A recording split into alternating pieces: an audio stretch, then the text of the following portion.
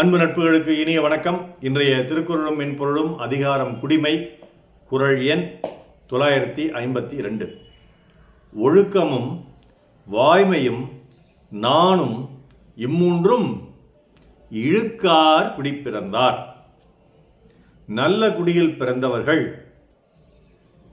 நல்ல ஒழுக்கத்தையும் உண்மை பேசுதலையும் பழிச்செயல்களுக்காக வெட்கப்படுதலையும் நாணுவதையும் ஒருபோதும் இழக்க மாட்டார்கள். Those who are from a good family won't lose great character, good character, speaking the truth and also shyness at any point of time in their life. இந்த மூணும் மிக முக்கியமாக இருக்கணும் ஒரு குடிமைக்குன்னு சொல்றார், குடும்பத்துக்குன்னு சொல்றார். சென்ற குடும்பத்தில் என்ன சொன்னார்? நல்ல குடும்பத்தில் பிறந்தவன் நேர்மையாக நியாயமாக இருக்க வேண்டும், நாணத்துடன் வாழ வேண்டும்னார். இந்த குடும்பத்தில் இந்த குறளில் ஒழுக்கம் விழுப்பம் தரலான்னு சொன்ன ஐயன் நல்லொழுக்கம் மிக முக்கியம் அப்படிங்கிறார்.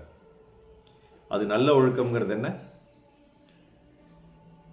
பிறனில் விழையாதது, கல் கபடு சூது இல்லாதது, பிறன் பொருளை ஏமாற்றாதது, சொன்ன சொல்லுக்கு சென்று விடுவது, சொன்ன நேரத்துக்கு சென்று விடுவது, சொன்ன சொல்லை காப்பாற்றுவது, இப்படி பல விஷயங்களை ஒழுக்கத்தின்பால் எடுத்துக்கொள்ளலாம். வாய்மை, உண்மை பேச வேண்டும், என்ன சூழ்நிலையிலும் உண்மை பேச வேண்டும். ஏனென்றால் பொய்யை பேசினால் நினைவில் வைத்துக் கொண்டிருக்க வேண்டும், அது சிரமம். உண்மையை பேசினால் அது இயல்பாக நடந்ததாக இருக்கும், இயல்பாக பேசியதாக இருக்கும், அதை நினைவில் வைத்துக் கொள்ள வேண்டிய அவசியமில்லை, அது எளிது.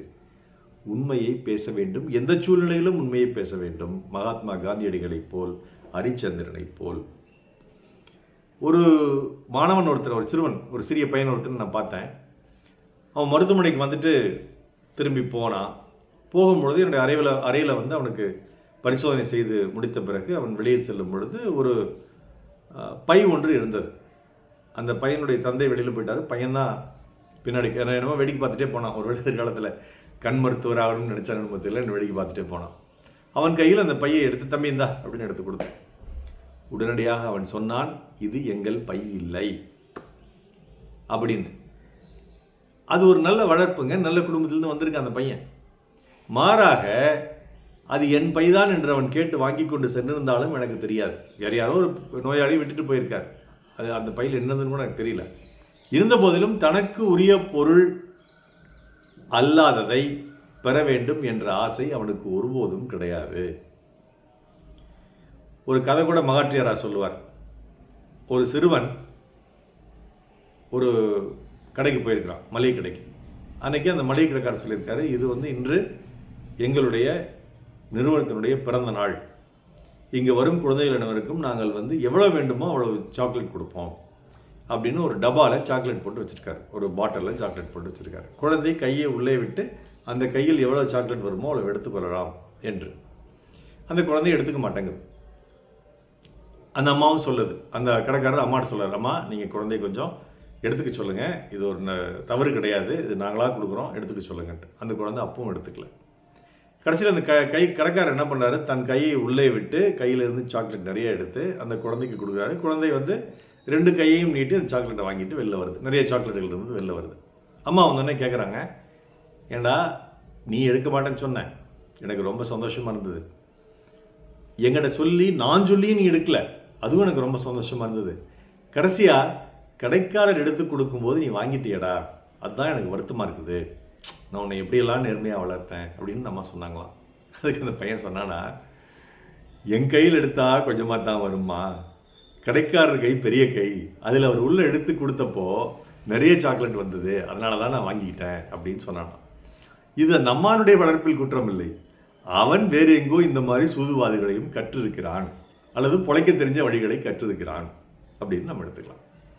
அதனால் ஒரு குடும்பத்தில் உள்ள பெரியோர்கள் எல்லாம் ஒழுக்கத்துடன் வாய்மையுடன், அப்பா வந்து தண்ணி அடிச்சுக்கிட்டு, அப்பா சிகரெட் பிடிச்சிக்கிட்டு, மகன் வந்து போதைப்பொருள் கஞ்சா உபயோகக்கூடாது, அவன் டாஸ்மாக் போகக்கூடாதுன்னு நினச்சா எந்த விதத்தில் நியாயமாக இருக்க முடியும்?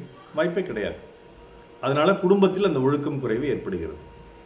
அம்மா வந்து வீட்டுக்குள்ளே ஒழிஞ்சிக்கிட்டு யாராவது ஒருத்தர் வந்து பக்கத்து வீட்டுக்காரங்க வந்து கேட்குறாங்க கொஞ்சம் மோர், அம்மா வீட்டில் இல்லை வெளியில் போயிட்டாங்கன்னு சொல்லிட்டு அந்த மோர் கொடுக்கறதுக்கு சுணக்கப்பட்டுக்கிட்டு பையன்கிட்ட அல்லது பொண்ணுக்கிட்ட பொய் பேச கற்று தந்தாங்கன்னா அது நல்ல குடும்பமா?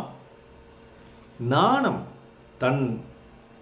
தான் செய்யும் தன் குடும்பத்திற்கு வரும் அவப்பெயர்களுக்காக ஒரு மனிதன் நாணப்படுகிறார் அல்லவா? தான் செய்யும் செயல்களால் தன் குடும்பத்திற்கு வரக்கூடிய அவப்பெயருக்காக கெட்ட பெயருக்காக அவன் நாணப்படுகிறான் அல்லவா? அதுவல்லவோ நல்ல குடிப்பிறப்பு.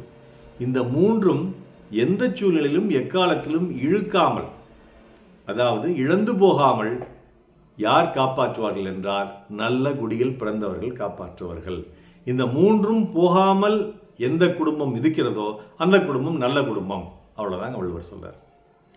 ஒழுக்கமும் வாய்மையும் நானும் இம்மூன்றும் இழுக்கார் குடிப்பிறந்தார். நாள் சிறக்க நற்றமிழ் வாழ்த்துகள். மருத்துவர் ராமசெல்வரங்கம் விஷயத்தில் வெளியே சேலம் கள்ளக்குறிச்சி அருள் ஈரோ கடமை. நன்றி. டாக்டர் செல்வர்கள் யூடியூப் சேனலை ஷேர் பண்ணுங்க, லைக் பண்ணுங்க, கமெண்ட் பண்ணுங்க, சப்ஸ்கிரைப் பண்ணுங்க.